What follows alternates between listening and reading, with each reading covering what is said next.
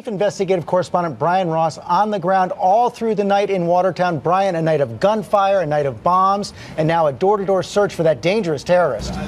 It began with the robbery of a convenience store in Cambridge around 10:30 Thursday night. A surveillance camera inside the store captured the image that matched the man identified only 5 hours earlier as suspect number 2 in the marathon bombings. A short while later, on the campus of MIT in Cambridge, a shootout that left an MIT police officer dead.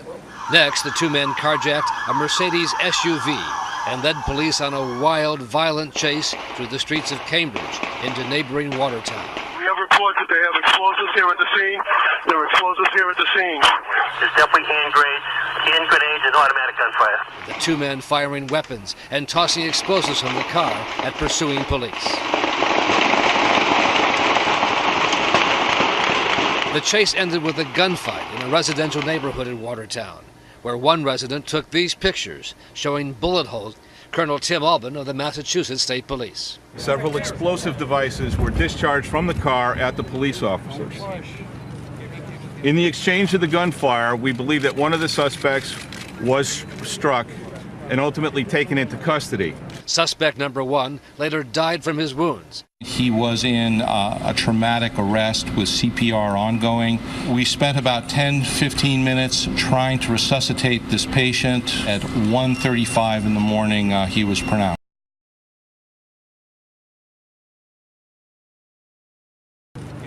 In the exchange of the gunfire, we believe that one of the suspects was struck and ultimately taken into custody.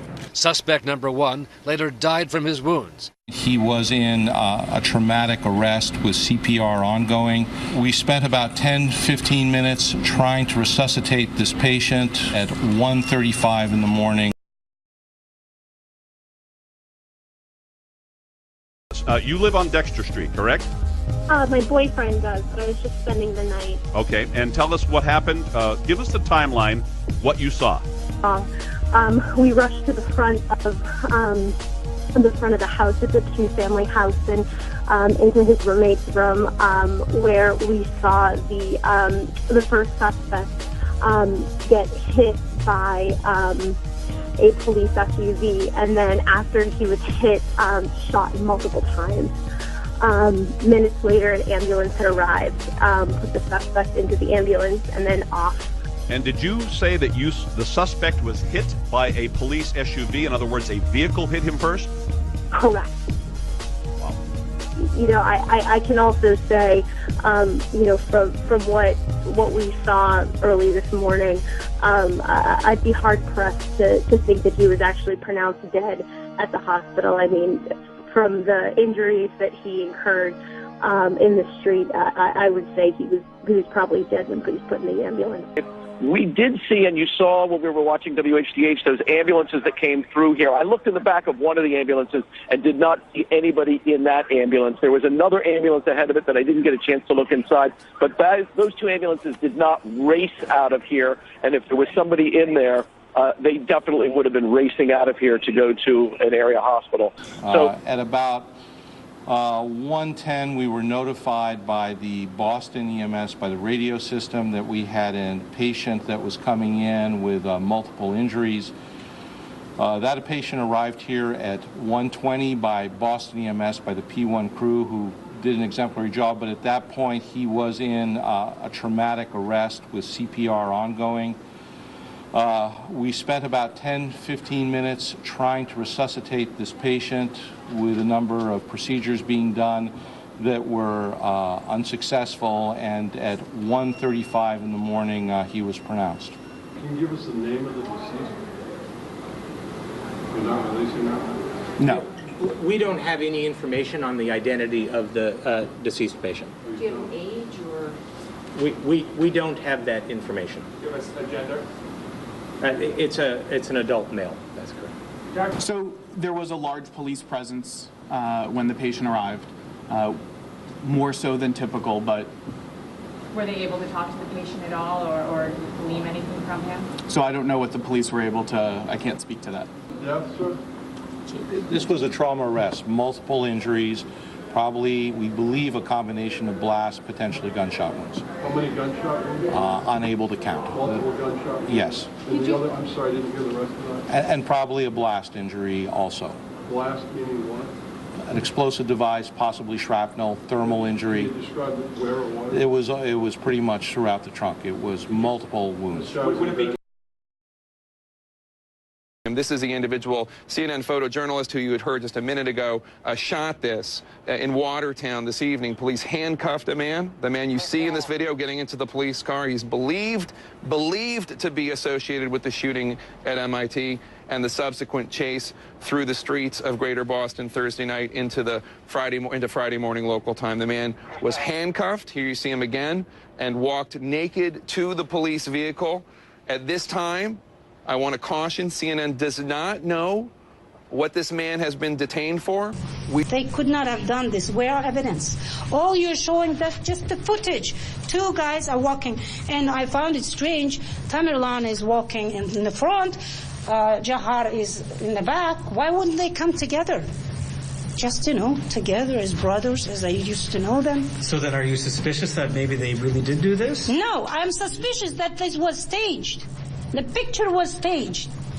By who? Whoever needs this. But why would whoever is looking for those who need to be blamed for these attacks. So you think they're being set up by someone else, not the authorities? You think they're being set up by someone else? What do you mean, somebody else? Well, who is setting Who them is up? interested in this case? When you're blowing up people and you want to bring attention to something for some purpose, you do that math. But why don't you do that math? Why me? You've been listening to the aunt of Jahar, who is now on the run. Clearly, she is either in a state of denial or not really aware of the full impact of what is happening here, what is going on. She denies that her nephews could be involved in this. She says they are being set up. I'm with Press for Truth. My name is Dan Dix, and we're here to speak with you. And she started saying again, how do I know, you're not here to kill me? How do I know who you really are? And I didn't really know how else to just convince her that we're here to let you tell the world whatever it is you want to say. And that's when she all of a sudden just went right into some of the things that she did indeed want to say. And this is the important part. She told me right then and there, she said, I saw video, as she's very distraught and crying, says, I saw video of my oldest nephew Tamerlan naked being placed in that cop car. I am telling you, 100% that was him. 100%, that was him, that was him, that was him. I know him, I am identifying him to you. Right now, I am telling you that was him. And actually, we're going to have Gabe step right in here because he was, Gabe, you were positioned over Yes, at Dexter and Nichols. And tell us what you saw from the moment you stepped on the scene. So I followed a couple of squad cars down to Nichols Street towards Dexter. It was immediately a chaotic situation. I jumped out. There were a couple of other journalists there. We ran towards the scene. The police had, from multitudes of agencies, all had their weapons drawn, pointing at a vehicle that we could not see from our vantage point. They were screaming for somebody to put his hands up, to get out of the car. At some point he did do that because then we could tell that the officers were relaxing. We still couldn't see the car or the suspect. Then at some point they brought him from his vehicle to a police car. He was completely naked. He'd been, during the confrontation, I did hear him, and I believe you may be able to hear this on the tape we shot. They were ordering him to remove all his clothes, including his underwear. It was clear. You heard the police officer say, remove all your clothes, yes. Remove your skivvies. Exactly, right. Exactly. So that's when they brought him completely naked into a police car. Was he in handcuffs? I believe he was cuffed, yes. He was being escorted, put in the car. So about 10 or 15 minutes ago, the FBI arrived. When they When you say the FBI arrived, Yes. what kind of vehicle and who came out of that vehicle? Several FBI agents in various states of either civilian clothes or tactical gear, wearing their blue FBI jackets.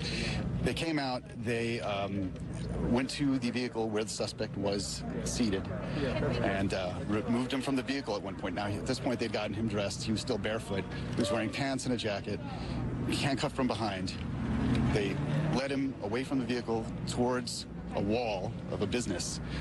They shined flashlights in his face, and it looked like they were taking photographs. I couldn't tell exactly what they were doing, but it looked like they were taking photographs of his face. Once they completed that, they walked him back to the vehicle and started to question him extensively for about 5 to 10 minutes.